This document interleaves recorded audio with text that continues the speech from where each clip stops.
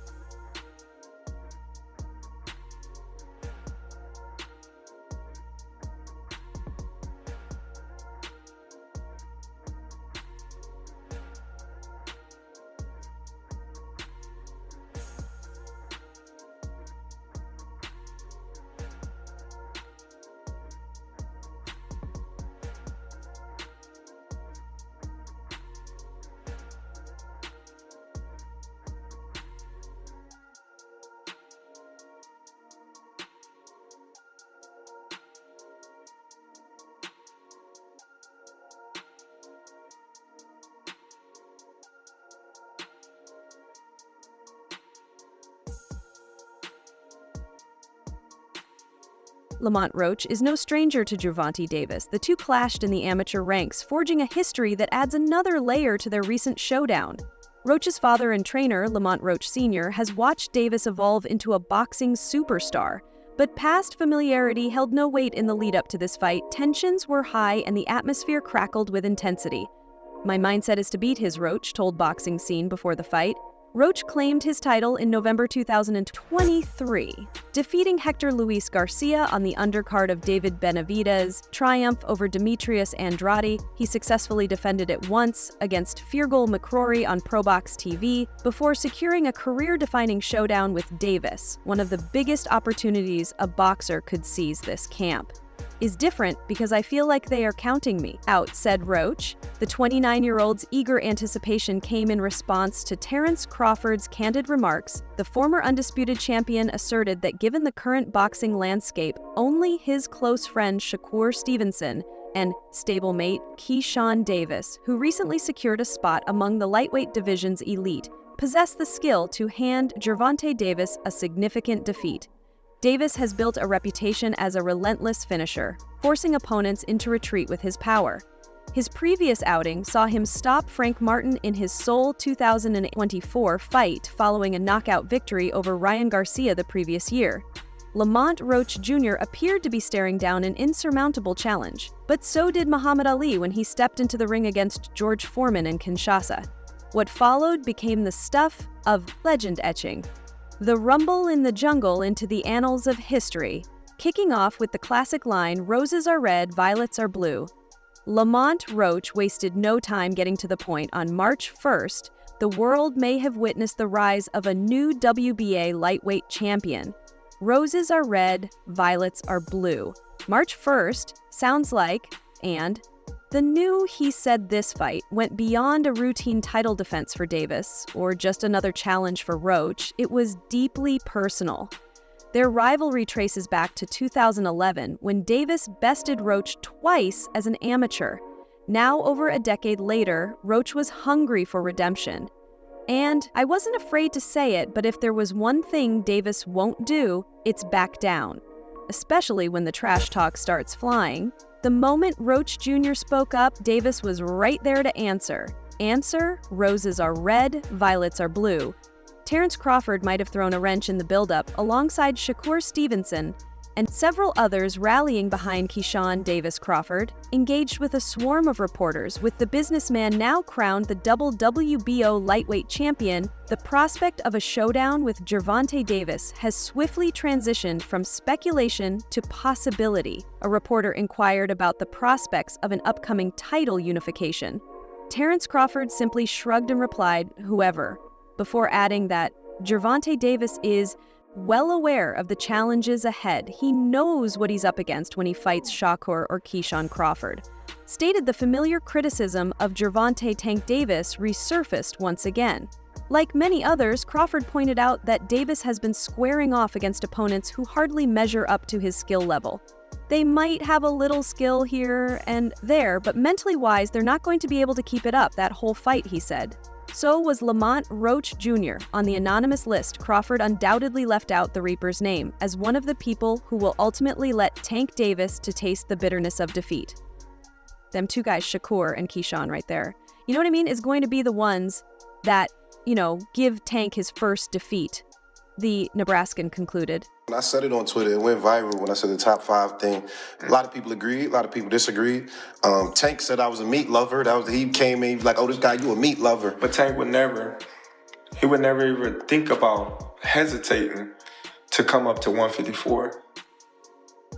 All right, what about 47 though? Yes, if he get to pick his opponent. If Tank get to pick his opponent, he would do it. But Tank would never come from 35 to 54. Former champion Mikey Garcia, in an interview with Fight Hub TV, weighed in on the showdown between Gervonta and Lamont Roach while discussing the matchup. Garcia also revealed why the idea of Davis eventually facing Shakur Stevenson doesn't spark much enthusiasm for him, despite that a potential lightweight unification clash between Davis and Stevenson remains one of the most unpredictable And intriguing bouts in the sport, Garcia said before the fight. I think Tank is one of the very best fighters, definitely in the lightweight division. I don't think Roach would be a huge threat, for Tank is very talented, very skilled, and also very experienced at this point. Now, he's fought and seen pretty much every style there is, and his power is tremendous, where he has that knockout punching power and he has the confidence to do it. He further added, it's hard to go against Tank again, not to disrespect his opponent, Roach, but I think Tank is a beast and he's been proving it every fight, and he probably will win this fight as well. Stevenson is the epitome of the hit and don't get hit philosophy, effortlessly weaving together movement, defense, and speed to dominate his opponents, and cruise to decisive victories, though his recent performances have drawn some criticism for not being the most thrilling. He remains confident that when the stakes are highest, he'll rise to the occasion and deliver his best. Mikey Garcia said, I'm actually not a very big fan of that fight now. I do believe Shakur Stevenson is a great fighter as well. He's got the skills, he's got the talent, great boxer, super talented with footwork, with speed, reflexes, counter-punching abilities, one of the very, very best. But I'm not a fan of that fight because Shakur Stevenson is the kind of fighter that he's going to fight his fight regardless of what the critics, the fans, or anybody want to see winning is winning for him. Garcia further stated that as a fight fan, this approach did not appeal to him. While he respected Stevenson's skills as a fighter and gave him full credit for his abilities, he personally preferred to see other matchups. He expressed a preference for a fight between Tank and Lomachenko, as he believed Lomachenko, despite having great footwork, speed, and reflexes, was more inclined to engage in an actual fight. He said Shakur Stevenson's going to be a dull, not as exciting of a matchup. And I think that's why he's going to have a tough time getting some of these big fights until he turns his style a bit and shows up a little more. Maybe then he'll get some of these fights. But until then, I don't think Tank fights him, or anybody that's a serious threat. Shakur, again, great fighter as far as skills, but not a great fighter. For the fans, enter Tank Davis, a knockout artist whose fights rarely see the final. Bell hailing from Baltimore. He's built a reputation for delivering jaw-dropping finishes with a highlight reel that rivals the sport's best. Whispers from the gym suggests he's not just overwhelming opponents in the ring, but also leaving much heavier sparring partners battered behind closed doors. Meanwhile, veteran boxing commentator Jim Lampley predicted before the fight that Gervonta Davis would secure his 31st career win and his 29th knockout against Lamont Roach Jr. Lampley said Lamont Roach has done his best to portray optimism.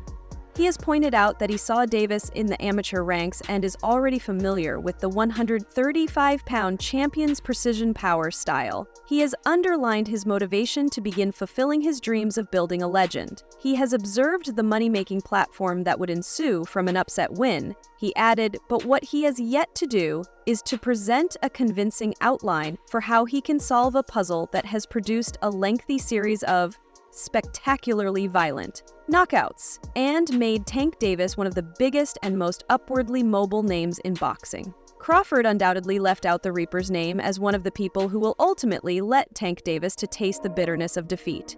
Lampley said even if Tank did not possess his shocking punching power, he would be an elite lightweight on the basis of his crafty boxing southpaw style, advantage, clever footwork, and visible killer instinct, but it is pure power that really sets him apart. He doesn't just beat his opponents, he annihilates them in breathtaking, often scary fashion. He added, like a career predator, he approaches his kills patiently, behaving like a counterpuncher, and then suddenly explodes into irrepressible POS violence to produce sudden finishes. His knockouts are picturesque, not unlike what we saw from Mike Tyson in the developmental stage of his career. Davis is now well beyond the developmental stage, but he is still outclassing shocked opponents. Although Roach claimed that he had improved, Lampley believed that this Saturday's result was still obvious. Lampley said Roach has a quality background and is a highly competent boxer, but when I asked the most experienced boxing writer I know what chance he gave to Roach in this fight, the answer was the same chance I give to a caterpillar crawling in the way of a steamroller. Davis, by middle round, rescue, TKO. Onward to potential matchups with Lomachenko, Shakur, Stevenson, and/or Keen Davis, any of whom would have a better chance than Roach. Meanwhile, Bernard Hopkins shared his thoughts on the Davis vs. Roach showdown during an interview with Michelle Joy Phelps of Fight Hub TV. Hopkins didn't hesitate to weigh in on the matchup. He said, "Tank Davis to me. He's going to give anybody problems. The burden is on Roach or anybody else. In this case, it is Roach. The burden is on him." Earlier this summer, Roach was first. Called up by the sanctioning authority to compete against interim titleist Albert Batirgazev, regardless, Hopkins warned Davis, "Anything can happen in this world of boxing," noting, "Both guys need to come in the way they need to come in." Hopkins also believed that Davis shouldn't ignore Roach Tank. Cannot underestimate Roach. Roach is a real good fighter, boxer and puncher, and he had some confidence from the amateur. Hopkins told Michelle Joy Phelps Lamont. Roach, meanwhile, revealed the circumstances surrounding his fight with Davis. Roach agreed at the time, but since he wasn't yet a champion, the fight didn't go through and the PBC ended up choosing Hector Luis Garcia Gervonta. Davis appeared to have Bernard Hopkins in his corner, but B-Hop wasn't letting him get too comfortable. He issued a warning about Roach skills. All right, that's all for today. What do you think about everything we just uncovered? Let me know your thoughts in the comments below. I love reading what you all have to say. And if you enjoyed this video, don't forget to hit that like button and subscribe for more updates like this. Turn on the notification bell so you don't miss out on any of the latest stories. Boxing Glory, signing off. Stay safe, stay informed, and I'll catch you in the next one.